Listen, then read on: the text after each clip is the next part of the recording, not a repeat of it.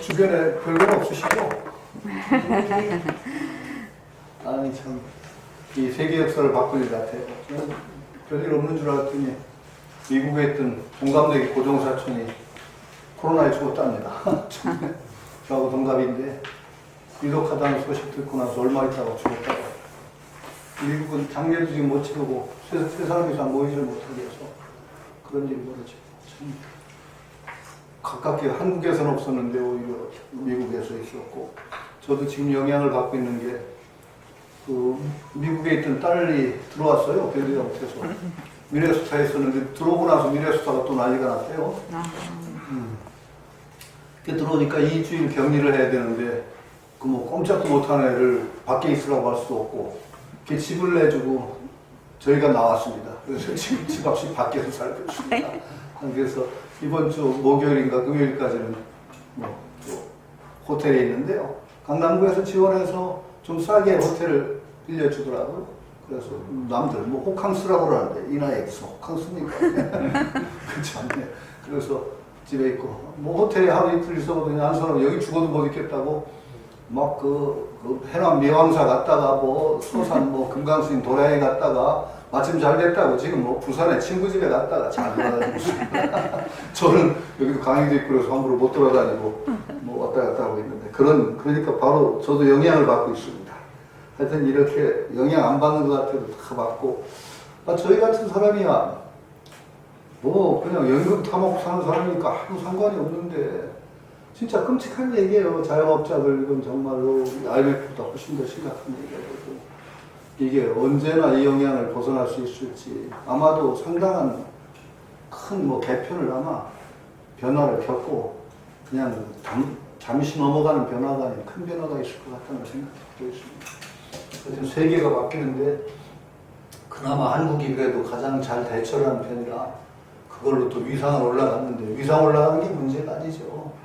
참 중국은 이번에 어떤 지금 뭐 다 지나가지 않아서 모르는데 제 생각은 중국은 정말 좀 굉장히 심각한 타격을 받을 것 같아요. 일단 국제적인 위상도 상당히 타격을 받았고, 실제로 중국은 아직 그 안에서 어떤 일이 벌어졌는지 잘 모릅니다.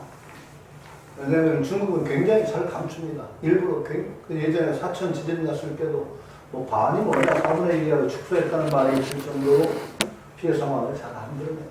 그러니까 참 얼마나 죽고 어떤 사태가 났는지를 아직 잘 모르겠고, 이게 다 지나가고 나면 세계 질서가 좀 한번 바뀌는 계기가 될지 모르겠다는 생각입니다. 어쨌든 간에 저는 이걸 계기로 해서 불교계가 비교적 불교계는 잘 대처했죠. 이게 일종의 공업인데요. 우리가 함께 지은 공업이거든요. 공업이라는 의식이 없이 남을 함부로 비난한다든가 하는 일을 하면 안 되죠. 공업이라는 건 우리가 함께 지은 업이기 때문에 함께 대처를 해야 되고 그 의식을 가져야 됩니다. 누구에게 책임 돌려도 안 되고 함께 대처해야 되고, 그 다음에 공업에서 우리 한 개개인이 공업에 얼마나 또 중요한 인자인가를 각성을 해야 됩니다. 함부로 날뛰고 이거 괜찮다 나 혼자야 이렇게 하면 이게 안 됩니다. 이 공업이라는 건 우리 개개인의 의식이 결국 만드는 업인데 나 혼자야 어떻겠냐 하는 그 생각이야말로 진짜 위험하죠.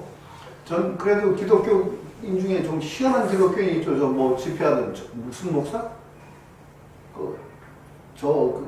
교소부에 전광훈인가? 예. 아니 전 목사가? 뭐 광화문 사람. 그 사람 미쳤어요. 나 그 의식은 정말 미친 의식인 게, 여기 권리도 애국이라고 하는 그런 말이 어디 있어요. 권리는 애국이야. 이건 공업이라 하나가 걸리면은요, 이게 하나가 아닙니다. 권리도 애국이라는 그런 망발을 하고, 여기 뭐 신심으로 극복할 수 있다? 미친 소리입니다, 이게. 이게 물질하고 정신을 그렇게 함부로 나누는 사고방식이야말로 진짜 위험한 게, 불교는 부처님 그런 얘기가 없어요. 우리가 지은 물질의 업은 바로 정신의 업입니다. 이 정신의 업과 물질의 업이 이렇게 딱 나눠서 이거 물질 정신 이렇게 나누는 사고방식 자체가 굉장히 건강치 않은 사고방식이거든요. 물질계에 나타나는 그건 우리 마음이 중요하다는 건 그걸 대처하는 시발점이 마음이라 그런 것이지, 이거 마음에서 다 해결한다? 이런 망발이 없습니다. 정말 무식하기 짝이 없는 소리를 했죠. 중국에서도 비웃더라고. 몸만 나쁜 줄 알았더니 머리도 나쁘다고 뭐 중국에서 비우더니 중국은 비웃을 자격이 없지만 어쨌든 간에 이거 정말 제대로 인식하고 우리가 함께 그 다스려간다는 인식을 가져야만 이 홍역을 치우고 나서도 하나가 되면 깨지지 않아야 됩니다. 이 공업이. 그런데 자칫하면 세계가 분열되고 사회가 분열됩니다. 이거 굉장히 위험한 얘기죠. 이것을 어떻게 겪느냐에 따라서 이것이 정말 시금석이 될 것 같다는 생각을 하고 있습니다. 이 대학 지금 뭐 시작하자마자 바로 이런 사태가 나서 다시 시작하는 느낌인데요. 마침 요 대학 강의를 했는데 불교평론 전번에 선생님 썼던 불교평론에서 불교로 읽는 뭐 고전이라는 제목으로 유교 경전을 조명해달라고 해서 마침 제가 이걸 읽고 있길래 대학을 한번 조명해 보겠다. 그래서 요번 불교평론 요번 호에는 불교로 읽는 고전의 대학을 불교적인 관점에서 읽으면 어떻게 되느냐 하는 그 얘기를 썼고 마침 지금 감산덕청 얘기도 감산덕청 이렇게 대학을 본다라는 얘기를 좀 쓰고 그 다음에 내 나름대로는 불교적 관점이 적용되면 어떤 관점이 나올 수 있다는 얘기를 한 꼭지 글을 썼습니다. 마침 여기서 우리가 공부하고 있는 것이 인연이 돼서 글을 썼으니까 혹시 관심 있으신 분은 읽어보시면 좋겠습니다. 대학이라는 책은 저는 이제 서론원가 했고 23초에 보면은 경일장입니다. 그 경일장이라고 하는 것은 경일장이니 전일장이니 하는 것은 무슨 얘기냐면은 그냥 대학이 아니고 대학 장구를 주를 했기 때문에 경일장이라는 말이 나옵니다. 대학이라는 책은 이미 했으니 지난 얘기지만 또다시 상기를 시켜드리면 원래 독립된 책이 아닙니다. 대학은 예기라는 책 13경 가운데 예기가 있죠. 유교의 중요한 경전 예기란 예기 그러니까 그 속에 대학 편으로 끼어 있는 겁니다. 중용도 마찬가지입니다. 예기 가운데 중용편으로 들어있었죠. 예기 가운데 단궁, 대학, 중용편 이런 편들이 많아요. 예기는 굉장히 방대한 그 속에 대학이라는 편으로 들어있던 것을 그 송대에 들어오면서 끄집어내서 독립된 책으로 변형을 시킨 겁니다.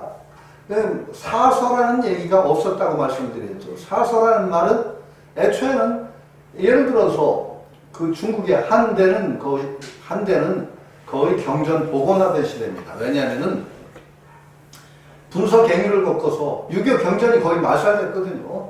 그걸 복원하느라고 거의 보낸 게 한 시대입니다.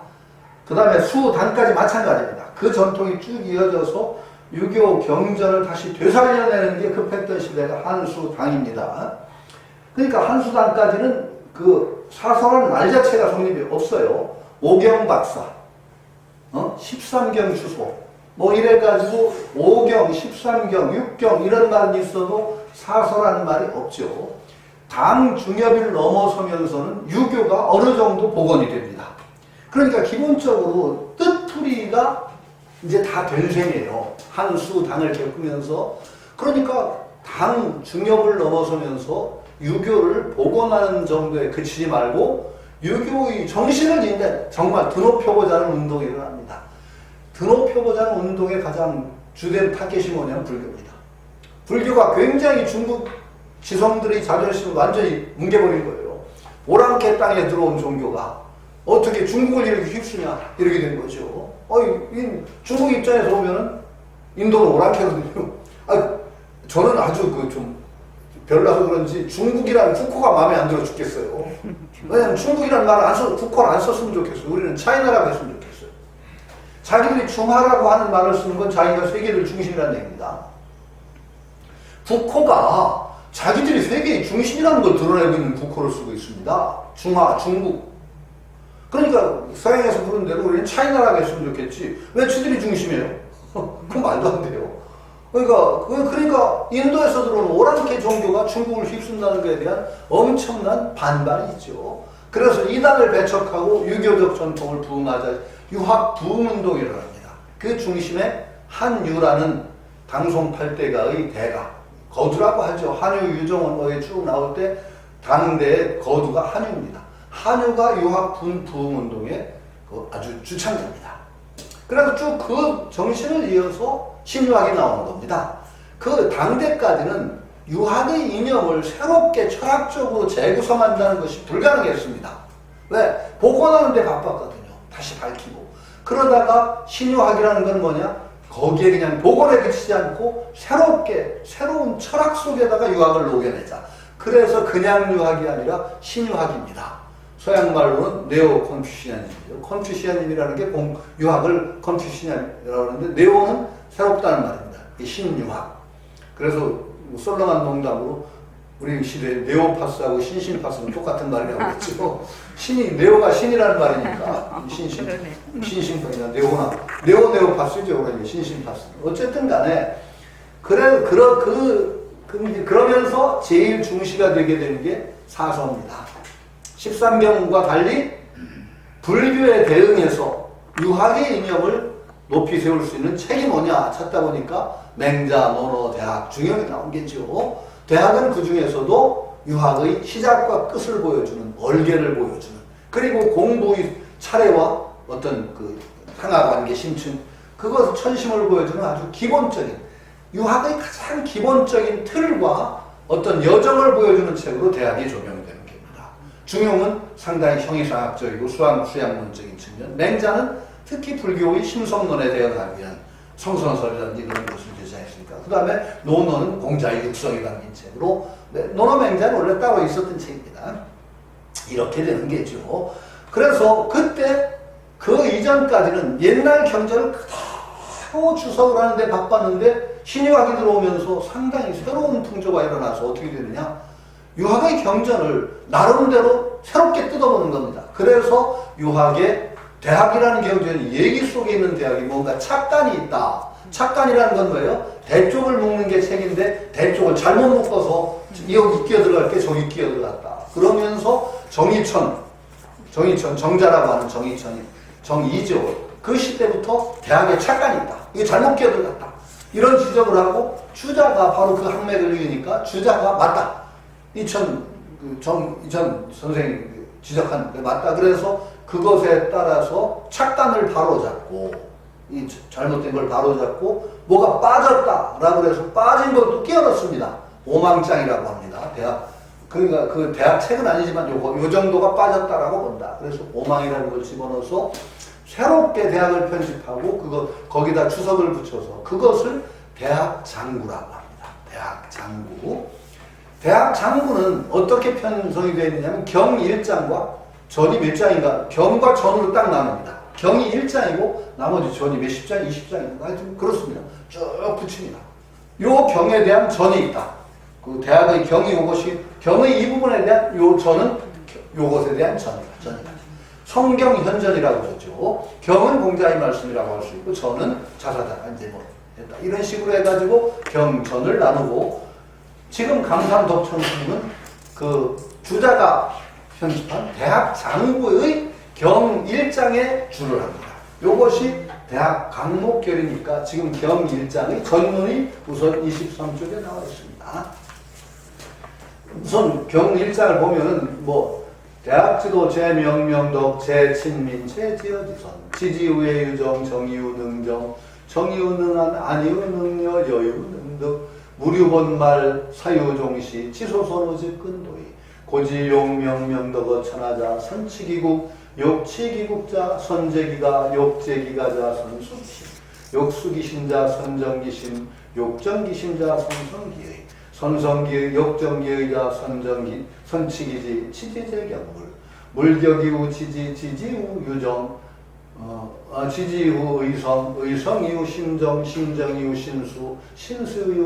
신수이후 가제이후 국치이후 천하평 자천자의 지어서인 일식의 수신위보.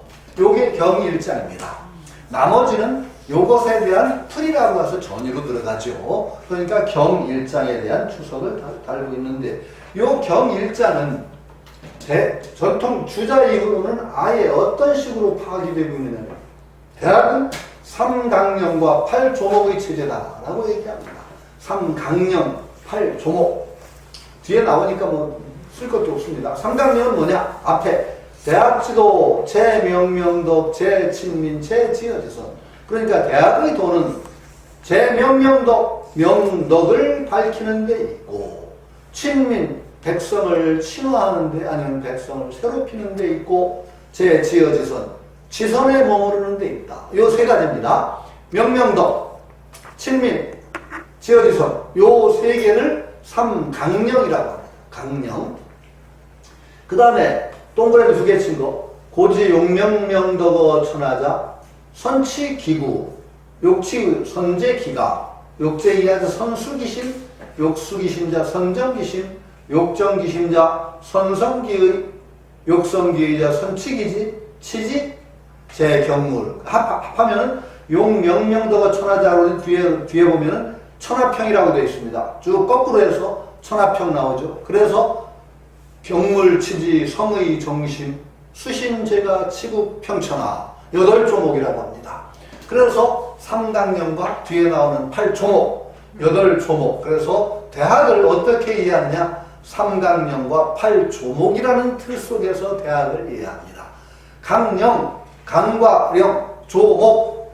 요게 이제 강과 령이라는 말은, 강령이라는 말은 원래 굵은 걸 강령이라고 하고 조목은 작은 걸 조목이라고 합니다. 왜냐면은 강이라는 게 뭐죠?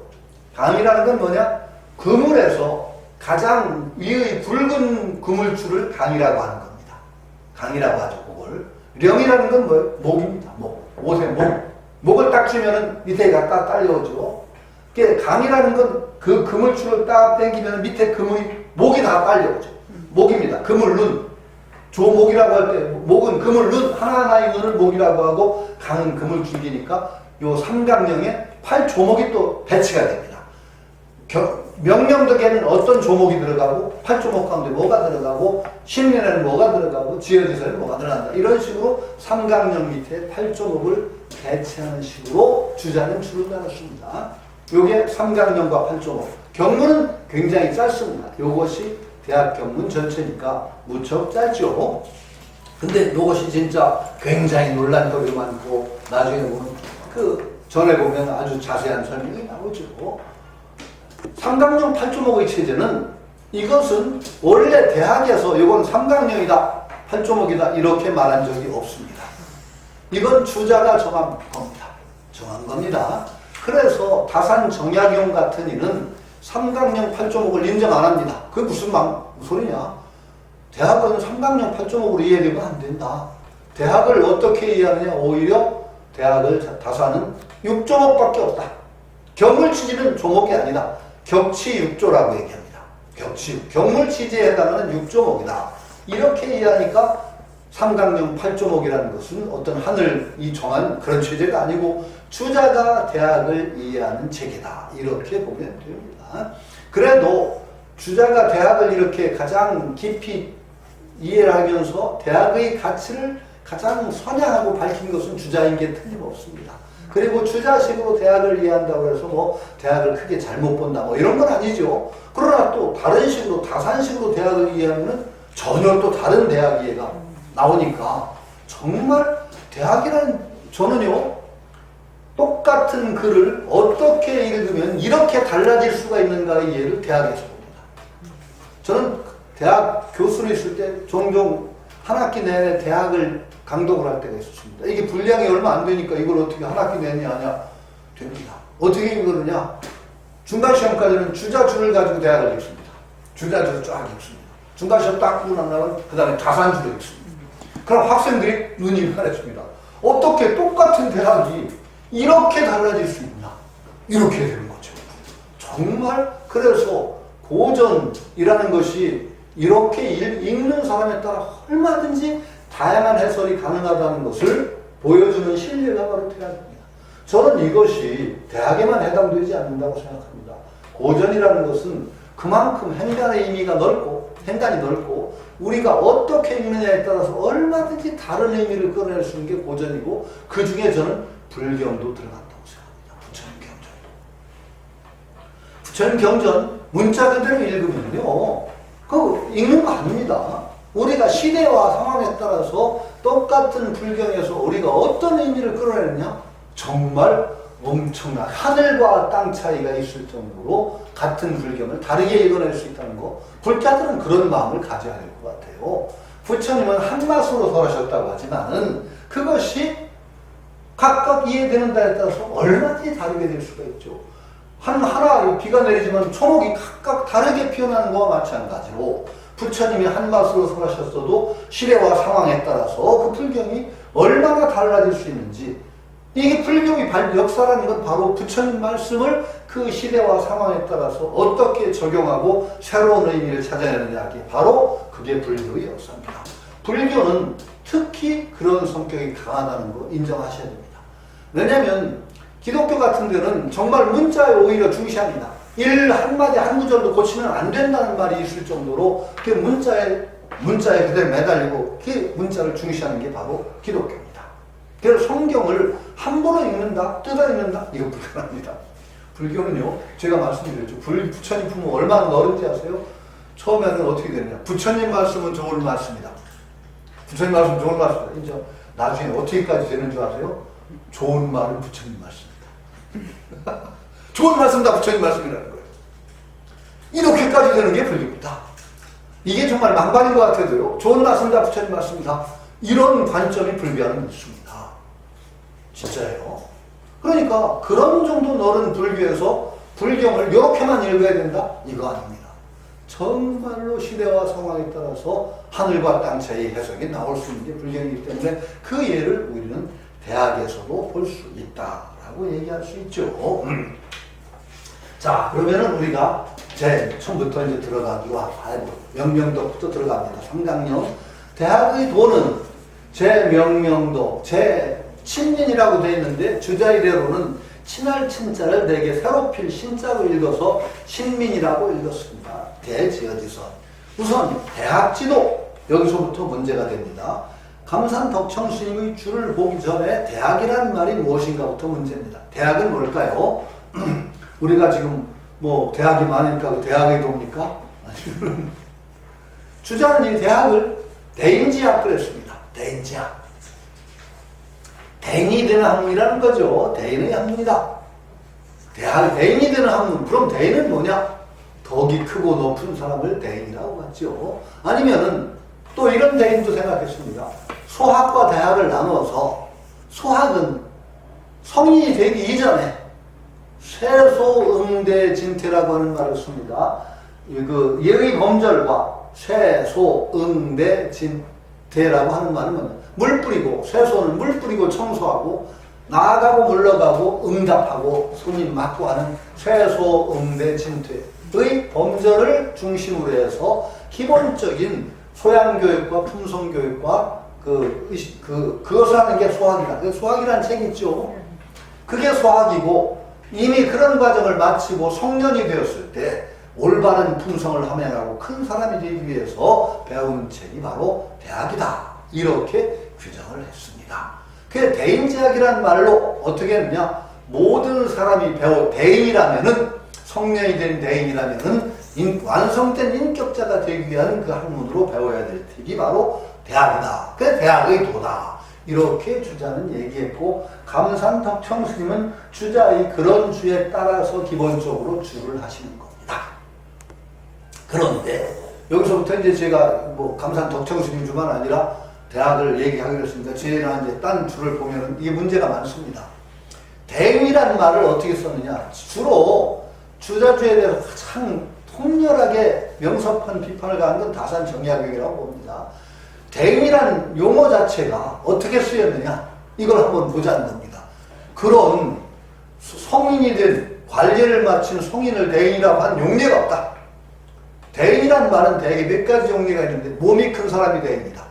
대인국, 소인국. 그렇죠? 그 다음에 대인이라는 말은 남의 돌아가신 아버지나 그 부모를 대인이라고 한다.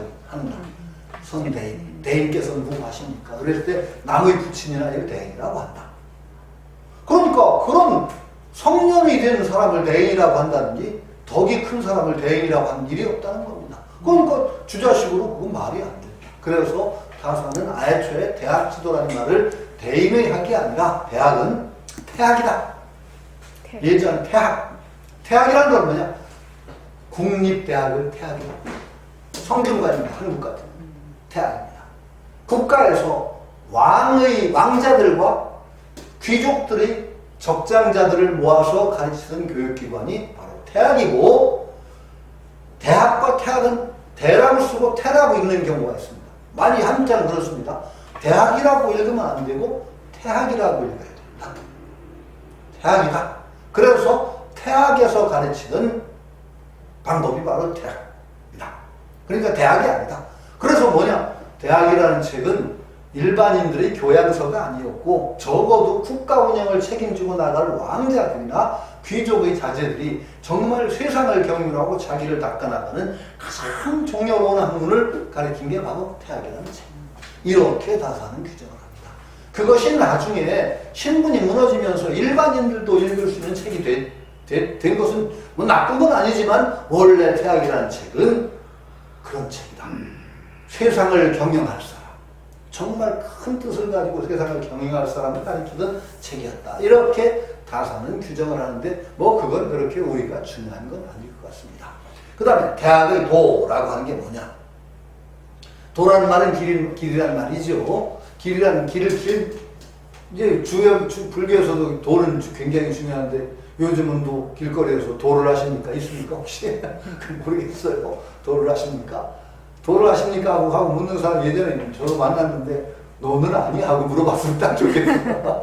니는 아니야? 안다고 하면 그거 망발이에요. 노자식으로 얘기하면 도를 안다는 사람은 도를 모르는 사람이에요. 왜? 도는 몰라요. 안다고 하면 모르는 게 더해요. 오히려 도를 안다고 하는 말이 성립되지 않는 게 도입니다. 이름도, 도라는 이름도 억지로 붙인 거다라는 거 하는 점. 그냥 뭔지 모를 그것을 그냥 도라고 이름 붙였을 뿐이지, 도라는 말 자체도 이름일 뿐인데 그걸 어떻게 알아?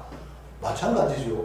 원래 가장 궁극적인 것에 대해서는 안다는 말이 성립하지 않는다는 게 중요한 어떤 네 가지 철학의 입장입니다. 인도 우파니샤드 같은 데서는 브라마니나 아트만인 것을 아는 자는 모르고 모르는 자는 안다. 안다는 게 말이 안 된다는 거예요. 안다고 할 때는 벌써 대상화가 되는 겁니다. 저것을 안다고 얘기해요. 나는 안다라고 할 때는 그걸 일단 자기 밖에 놓는 거예요. 가장 궁극적인 것이 자기 밖에 있으면 자기는 밖에 있잖아요. 그러니까 나까지 들어가는 존재는 내가 어떻게 알아요? 알았다고 하는 순간에 나와 저것이 쪼개집니다. 아는 나와 알려지는 저것이 쪼개지죠. 도를 알았다고 하는 순간에 도와 내가 둘이 됩니다. 내가 나를 알 수가 있나요? 나 알았다는 사람 다 거짓말이죠. 왜? 내가 나를 알았다고 하는 순간에 아는 나와 알려지는 나가 둘이 되잖아요. 그러니까 모르는 거예요. 영원히. 그러니까 그것은 깨닫는 수가. 깨달음이라는 거와 알의 차이가 있습니다. 깨달음은 알미 아닙니다. 암과 깨달음이 전혀 무관한 건 아니지만은 알았다고 하면 틀려버려요. 왜? 벌써 두 쪽이 나니까. 깨달음이라는 말이 성립한 거예요. 그건 깨달음이다. 깨달음이 뭔지는 참 어려워요. 그러나 알미라는 말을 깨달음에 적용할 수 없어요. 알았다고 하는 것은 저것을 알았다. 두 쪽이 나는 것이요. 도는 그런 궁극적인 도라고 하는 건 바로 그런 성격을 가지고 있는데, 여기서의 도는 불교의 도와 비슷하게 그렇게 궁극적인 도를 얘기하는 것이 아니고 길이고 방법입니다. 길이고 방법이라고 하는 것은 궁극적인 도, 이것이 아니라 그것에 도달하는 방법, 길, 코스를 얘기하죠. 그러니까 여기서 대학 지도를 너무 궁극적으로 보면 안 되고, 대학의 길은 하는 길을 밝힌 거죠. 방법, 길, 수단, 절차, 이것을 도라고 말할 수 있다는 것이죠. 일단 대학의 도는 뭐냐? 첫 번째 명령덕이고, 이제 여기서 감산 덕청스님 그 원문을 한번 잠깐 볼 필요. 대학을 어떻게 보고 있느냐? 뭐 비슷한 얘기인데 한번 보죠. 28쪽을 보세요. 28쪽, 29쪽에 번역을 보기로 하죠. 대학이라는 것은 몰량대인의 학을 말한다. 몰량대인의 학을 말한다 그랬어요. 대학이라는 것은. 도자는 방법과 같다. 천하 사람들이 보는 것이 협소함으로 모두가 소인이고, 대인이라고 칭하지 못하는 그 배우는 바가 모두 협소한 방법이기 때문이다. 이게 감산 덕청스님이 줍니다. 대학이라는 것은 몰량이라는 건 한량할 수 없는, 양으로 정할 수 없는 이런 뜻입니다. 우리는 사람의 그릇을, 그릇은 양이 있죠. 그래서 군자불기라고 하는 말도 있어요. 불기라는 말과 몰량이라는 말이 통할지 몰라요. 군자는 그릇으로 하지 않는다라고 하죠. 군자불기. 너무나 유명한 말이죠. 군자불기. 여기서 한번 얘기하자면 이 불자가 이게 대단히 불자 밑 뒤에는 용언이 옵니다. 전에 말은 명사가 오지 않습니다. 불자 뒤에는. 그러니까 비기가 아닙니다. 군자는 그릇이 아니다 라고 하는 것과 불기라고 하는 말은 일단 표현이 달라요. 그럼 불기는 용언이 하니까 기자가 동사나 이런 겁니다. 명사가입니다. 일단 그렇게 보는 게 좋습니다. 말이 많을 수 있지만 군자는 그릇으로 하지 않는다. 군자는 자기 자신을 닦아나갈 때도 한 그릇으로 닦지 않고 군자를 쓸 때도 그릇으로 쓰면 안 됩니다. 소위는 그릇이에요. 딱 정해진 용도가 있는. 요 사람은 요 특징이 있으니까 요 재주를 쓴다 이렇게 돼요. 군자는 그걸 넣어서는 불기의 존재입니다. 그릇으로 다뤄져서는 안 되고 그릇으로 키워서도 안 되는 존재는 바로 군자라고 할 수 있죠. 군자 불기입니다. 불기, 몰량이라는 것하고 약간 관계가 있습니다. 자공이라는 제자가 공자한테 묻습니다. 저는 어떻습니까? 그러니까 공자가 얘기합니다. 너는 그릇이야. 이렇게 얘기하면 재밌어요. 너는 그릇이다. 그러니까 자공이 그렇게 또 묻습니다. 어떤 그릇입니까? 호련이다. 호련이라는 건 그릇 가운데서 종묘 제사나 이런 데 쓰는 아주 보배로운 그릇, 귀한 그릇입니다. 너는 그릇이라도 그냥 평범한 것은 아니고 보배로운 것이다. 이렇게 인정한 대목이 논어에 나옵니다. 대개 우리는 어떤 도구적인 존재로 자기를 키워나갑니다. 공자도 군자는 그릇으로 키우는 존재가 아니고 그릇으로 쓰이는 존재가 아니다는 걸 얘기하는데 여기서는 몰량이라는 말과 양이라는 말이 그릇과 관계가 있습니다. 기량이, 국량이 있단 말이죠. 감산덕 청수님은 몰량대인, 그릇으로 한정되지 않는 한정이 없는 대인의 학이라는 말. 그런 큰 그릇, 이건 바로 불교식으로 얘기하면은 정말 능인이라는 부처님 같은 그런 큰 그릇, 이게 몰량대인을 그렇게 규정하는 것이죠. 세상 사람들은 모두 소인이라고 하는 것은 그 큰 길을 몰라. 우리는 그러니까 쉽게 얘기하면은요, 몰량대인은 여러 가지로 얘기할 수 있는데, 선생님 그래, 대승의 범부는 될지언정 소승의 성과는 당하지 않는다. 이런 말을 하죠. 소승의 성과라는 건 뭐냐? 양이 있는 겁니다. 대승의 범부, 몰량으로 가는 길. 우리가 지향하는 것은 위대한 가장 궁극적인 길이기 때문에 쉽게 얘기하면 몰량대인의 길이라고 규정해도 되는 겁니다. 소승의 성과, 조그만 재주가 나오죠. 성과라고 하는 게 그야 분량 있고 한량 있는 것이라 라고 얘기할 수 있죠. 그러니까 감산덕청대에서는 유교적인 경전에 나오는 대인이라는 개념을 몰량대인이라는 것으로 얘기하면서 어떤 불교적인 것과 통로를 지금 열고 있는 것이죠. 협소한 방법이 아니라 위대하게 쭉 크게 나가는 길, 몰량대인의 길로 나가는 것이 대학이다 라고 얘기하죠. 31쪽을 다시 읽어보겠습니다. 구체화되고 있죠. 곧 제자 백가의 기이한 꾀, 특이한 술수 같은 것들은 모두 일곡 한 구비, 한 모퉁이의 소견 작은 견에 지나지 않는다. 지나지 못함이니 비록 배워서 터득하여 이루더라도 다만 일개의 소인만 이루게 된다. 이런 표현이죠. 논어에도 그런 말이 있습니다. 소도 조그만 길도 있어요. 우리가 조그만 길 소도라도 필요 가관자는 반드시 볼만한 게 있다. 거기에 다 조그만 길을 무시할 게 아니라 다 볼만한 게 있다는 거예요. 그렇지만 치원공리 멀리 가다 보면 막혀서 못 간대요. 막혀서 못 가. 그러니까 군자는 그런 거 안 한다. 뭐 공자가 말해요. 뭐냐? 제가 전에 얘기했죠. 소도라는 건 조그만 볼자도 꽉 막혀버려요. 제가 그 전에 얘기했는데 자꾸 얘기해요. 그 정신세계사라는 데서 정신세계라는 책을 내면서 친구가 사장이었으니까 그 호의 제목이 돈과 도였어요. 돈하고 도하고 비슷하잖아요. 돈과 도. 돈에 대해서 어떤 사람이 하나 쓰고 도에 대해서 저보고 쓰래요. 야, 내가 뭔 도를 안다고 그랬더니 하여튼 잔말하고 쓰래, 친구들. 도에 대해서 쓰려니까 참 막막하더라고요. 미루다 어느 날 술도 잘 못 먹는 사람이 술 마시고 들어갔더니 그냥 흥이동해서 그냥 쭉 써버려서 도라는 것을. 그랬더니 정말 잘 썼다고 하더라고요. 그 쓴 얘기가 뭐였냐면, 도라는 건 진짜 여러 가지가 있는데 그 얘기 중에 한 가지입니다. 이게 최고봉까지 가는 돈 줄 알았더니 가다 보니까 조그만 봉우리에 딱 끝났어. 그런 길이 많아요. 그런데 저 최고봉 가려면 내려와야 돼. 그렇죠. 그 봉우리도 내려와서 다시 올라가야 돼. 내려오기 쉽지 않아요. 사람들이 대개요, 조그만 봉우리 올라가면은 그 맛에 취해가지고 꼭대기에서 큰 소리 치고 살고 싶어요.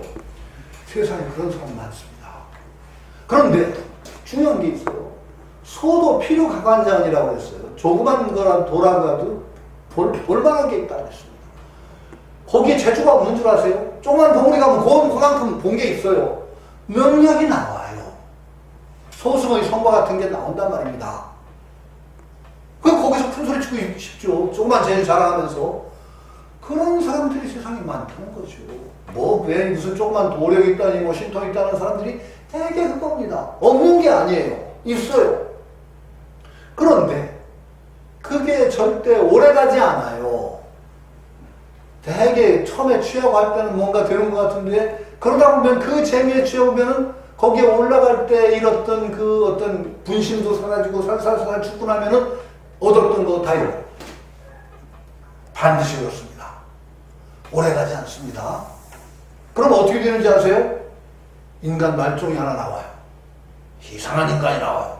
자기가 옛날에 이랬다는 건 있어. 폼은 있어. 내가 옛날에 이랬는데. 그러면서 거기서 큰 소리 치고 있는. 그런 인간한테 걸리면은요, 그 인간들이 소도를 위해서 성취가 있었기 때문에 재주도 또 많아요. 사람 잘 얽힙니다. 조심하셔야 됩니다. 그런 인간 많다는 거. 여기서는 중국에서 얘기했기 때문에 그런 얘기는 제자백과의 기이한 꾀, 특이한 술수 이런 겁니다. 있죠. 기이한 꾀나 특이한 술수, 수많은 술수 배우는 사람이 또 세상에 많아요. 그 술수라고 해서 또 무시할 건 아니에요. 그것을 좋은 방편으로만 쓰면 또 굉장히 좋은데, 거기에 빠져가지고 이게 최고다라고 부르짖고 있으면 진짜 문제가 되죠. 꽉 막힌 길에서 막 노릇하고 있는 그런 존재가 된단 말이죠. 일개의 소인만 남게 된다. 이렇게 되니까 반드시 우리는 대인의 학을 배워야 되고, 몰량대인은 그런 길, 궁극적인 그 길을 걸어야 된다는 겁니다. 이게 대단히 중요합니다. 그러니까 우리가 예고할 때 대승의 본분은 내일지언정 소승의 성과를 탐하지 않는다. 이거 명심하셔야 됩니다. 대개 사람들이 산다는 건 굉장히 팍팍하고 급합니다. 갑갑한 일 많고, 종교에 들어오는 사람들은 뭔가 참 힘든 상황이 많아요. 그리고 인생살이라는 것 자체가 궁극적으로 인정하셔야 됩니다. 우리는 허무의 바다에 떠 있습니다. 허무라는 바다에 떠 있어요. 무서운 바다입니다. 어느 정도 정말 확신 없기 전에는요, 우리는 허무의 바다에 떠 있습니다. 정지경이하고 정말 확고한 뭔가 트기 전에는요, 허무입니다. 누가 합니까? 제가, 뭐라고 하나요? 정신, 뭐라고 하나? 갑자기 왜 그것도 생각이 안 나. 우울증 비슷한 거 왔었다고 했죠? 우울증 저 걸렸습니다. 그때 생각이, 제가 머리만 대면 자는 사람이고 하는 사람이 잠이 안 와서 깽깽거리는데 이상한 부정적인 생각만 나요. 죽고 나면 말짱황이지. 부처 위에서 죽고 나서 소식 있어? 그렇죠. 아니, 그거 답해보세요. 자기가 보지 않았으면 부처 위에서 죽고 나서 끝이었습니다. 누가 봤습니까? 죽음 뒤에 뭐가 있다는 거 확고하게 하는 사람이 누가 있습니까? 그러니까 우리는 기본적으로는 허무의 바다에 떠 있습니다. 거기다가 세상살이 만만치 않습니다. 그러니까 우리는 빨리 어떤 안주처를 구하고 싶은 마음이 강합니다. 뭔가 빨리 붙잡고 편안해지고 싶습니다. 이 편안해지고 싶은 마음, 안주처 구하고 싶은 마음, 이것이 딱 결합되면 소승의 성과 조그만한 수수 딱 붙잡고서 거기서 정말 편안을 함을 얻고 싶은 마음이 강해 있습니다. 얼마나 위태로운지 모릅니다. 향상심을 잃지 않고 꾸준히 간다는 것 자체가 사실은 가장 큰 보배입니다. 조그만 데 안주하지 않고 끊임없이 몰량대인이, 여기서 얘기한 몰량대인의 길이고 대선의 길, 상구보리 하와 중생의 길을 꿋꿋이 걸을 수 있다는 그 자체가 가장 큰 신통입니다. 더 이상의 신통이 없습니다. 저는 그렇게 믿습니다. 허무의 바다에 떠 있다고 해서 허무에 매몰되면 안 되죠.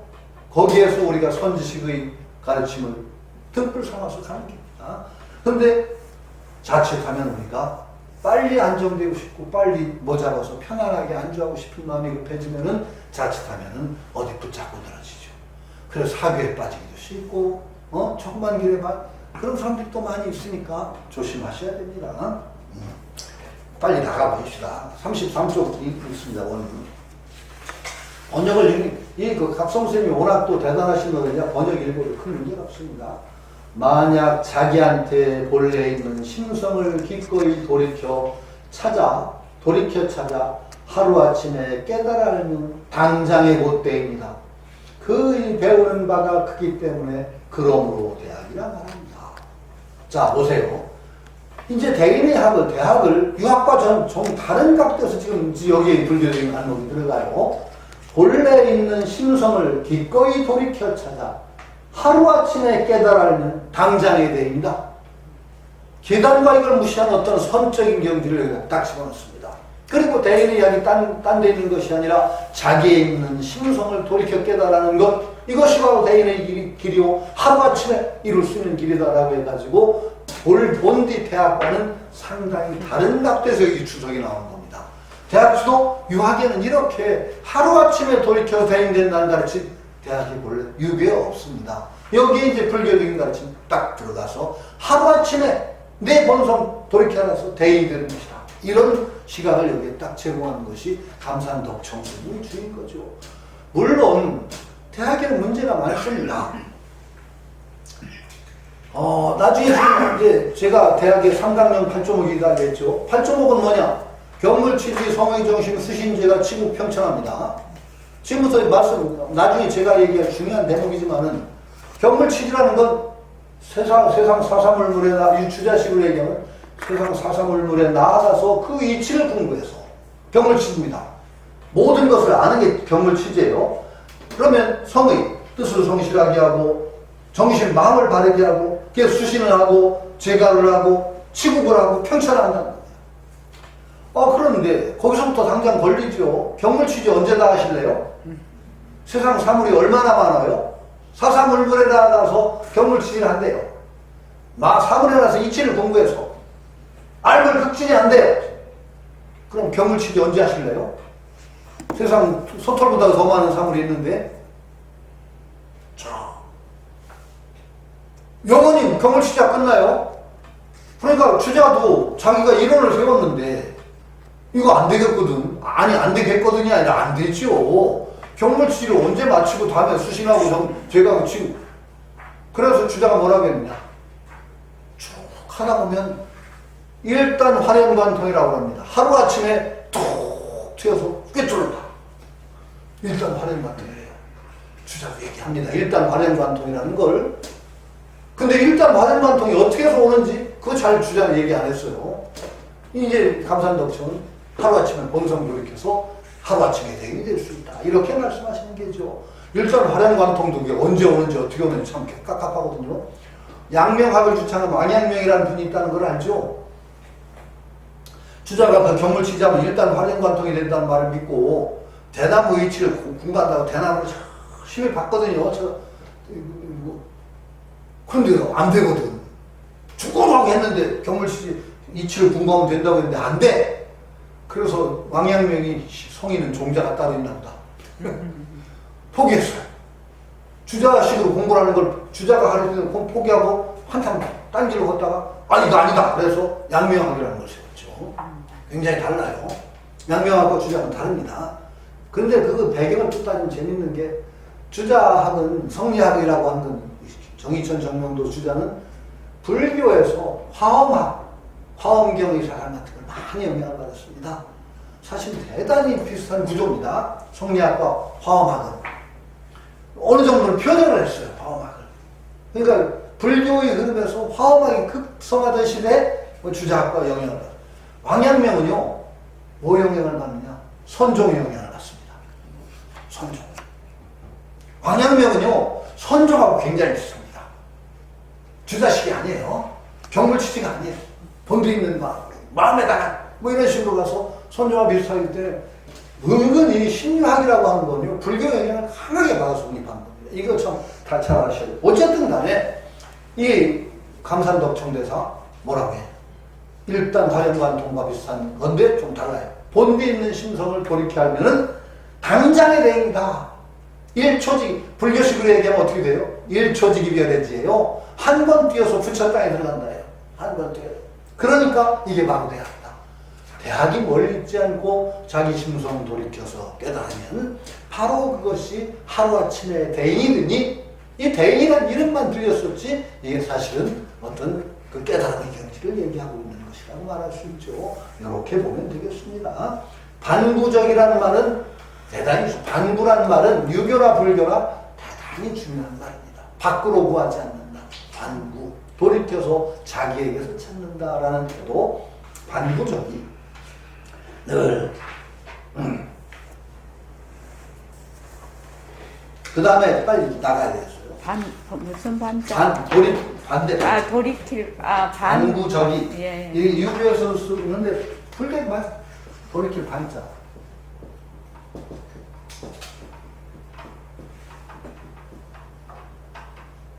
이렇게 씁니다. 반구, 이건 저라고 읽어야 됩니다. 저, 지어의 갈지자와 어자의 합치. 반구적이 자기에게서 돌이켜 구한다. 늘, 뭐, 불교에서 희광반조라 말해서 반구적이 뭐 여러 가지 돌이켜서 자기에게서 구한다. 그런 말입니다. 35쪽을 한번 읽어보면 되겠습니다. 그런데 그 방법은 어떠냐? 대학의 방법은 그렇게 많은 것이 아니며, 많이 알고 많이 보는 것을 쓰지 않고 다만 이 삼건사를 문득 알 뿐이다. 세 가지 일만 알면 대학의 도가 바로 거기에 다 있다라는 것이죠. 삼건사가 뭐냐? 다음에 읽으시다. 36조. 세 개 뭐냐? 삼건사의 삼건사의 제1. 첫째는 중요한 것, 가장 중요하다고 하고 중요하다. 그지? 중요함이 자기 마음의 본체를 깨달아 얻는 것이니, 그러므로 밝은 덕을 밝힘에 있다고 말했다. 그 다음은 종요로의 천하 사람으로 하여금 모두가 나와 더불어 똑같은 진리를 다 깨달아 얻게 함이니, 여러분들 모두가 옛날의 지견이 아니고 새로 참신하게 한 번 대사업, 큰 사업이란 말이죠. 을 지어서 남도 없고 나도 없어서 함께 태평을 누리는 것이다. 이건 불교식으로 얘기하면 뭐예요? 하와중생이고 불국토 건설입니다. 하와중생, 불국토 건설에 해당하는 거예요. 그러므로 백성을 친화함에 있다고 한 것이다. 그 다음은 자기를 위하고 백성을 위하는 그것을 경솔하게 중도에 그만둬서는 안 된다. 끝까지 가야 된다는 거예요. 끝까지. 안 된다. 여러분들이 모두 종요로이 공부를 해서 철저한 경지에 도달해야 비로소 겨우 손을 뗄 수 있느니, 그러므로 지선, 지극한 선, 가장 최고의 선, 지선의 그침에 있다고 말했다. 과연 능히 이 삼건설을 배워서 얻으면 문득 바로 되는 것이다. 그러니까 대학에도 명명덕, 자기를 밝힘, 명명덕, 자기를 밝힘, 그 다음에 신민, 친민입니다. 자기에게서 그치지 않고 세상과 그것을 함께함. 남들도 똑같이 거기에 이르게 함. 신민. 그렇죠? 그 다음에 그것을 궁극에 이를 때까지 쉼 없이 해야 된다. 지어지선. 지선의 최고의 선에 이르는 데 있다. 이 세 가지가 대인의 학의 삼건이다라고 하는 걸 대학지도 제3강령, 제 명명덕, 제신민, 제지어지선이다. 이렇게 얘기해서 삼건사에 있다고 하는 것이죠. 그 중에 이제 그 다음부터는 바로 명명도에 들어갈 텐데, 이건 뭐 불교적으로 얘기해도 자리 이탈하고 할 수 있고, 그것을 지어지선이라는 건 그걸 궁극에 이르는 경지까지 꾸준히 쉼 없이 나가야 된다라고 하는 것이 이 삼권사라고 하지만, 사실은 이권사를 자기와 명명덕 신민 이것을 궁극에 이르도록 해야 된다. 두 개를 포함한, 그래서 그것을 삼권사라고 표현하는 것입니다. 대학의 길은 바로 이것이다. 불교적으로 얘기해도 이건 똑같이 얘기할 수 있는 거예요. 그러니까 자기를 완성함. 그 다음에 자기를 완성한다는 것이 남의 완성과 둘이냐 하나냐? 둘이 아니라는 거예요.